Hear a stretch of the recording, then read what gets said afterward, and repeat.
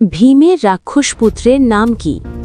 যন্ত্রে যতুগৃহ দহনের পর মাতা কুন্তী সহ পঞ্চপাণ্ডব যখন বনে বনে ঘুরে বেড়াচ্ছিলেন, তখন একদিন হিড়িম্ব রাক্ষসের রাজত্বে এসে উপস্থিত হন তারা।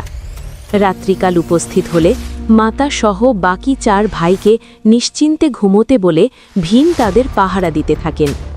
এমন সময় ঘোর বনের মধ্যে 6 জন মানুষকে দেখতে পেয়ে হিড়িম্ব রাক্ষস তার বোন হিড়িম্বাকে পাঠায় তাদেরকে ভোজনের জন্য ধরে আনতে।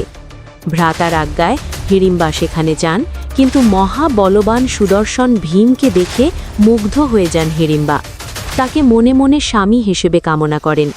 এরপর হিড়িম্বা দিব্য রূপ ধারণ করে ভীমের কাছে যান এবং ভীমকে নিজের মনের কথা জানান। এদিকে হিড়িম্বার দেরি দেখে রাক্ষস হিড়িম্ব সেখানে এসে উপস্থিত হলে ভীমের সঙ্গে প্রচণ্ড যুদ্ধ শুরু হয় তার। বহুক্ষণ ধরে সাংঘাতিক যুদ্ধ চলার পর হিড়িম্ব রাক্ষসকে বধ করেন ভীম।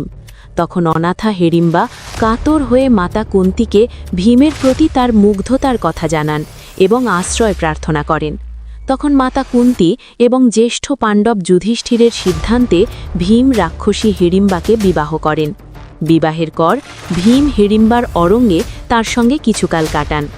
এরপর হিড়িম্বা গর্ভবতী হন এবং যথাসময়ে একটি পুত্র সন্তানের জন্ম হয়। মহা শক্তিশালী সে পুত্রের ভয়ঙ্কর মূর্তি। জন্ম মাত্রেই শিশু থেকে যুবক হয়ে ওঠে সেই রাক্ষসপুত্র। বিশাল আকার তার দেহ, মাথা ন্যাড়া।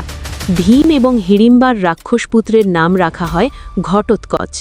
মহাবীর ঘটোৎকচ যুদ্ধে খুব নিপুণ ছিলেন এবং রাক্ষসেদের মায়াযুদ্ধে তিনি ছিলেন বিশেষ পারদর্শী। পরবর্তীকালে কুরুক্ষেত্রের যুদ্ধে অংশ নিয়ে তিনি বিশেষ বীরত্বের পরিচয় দেন।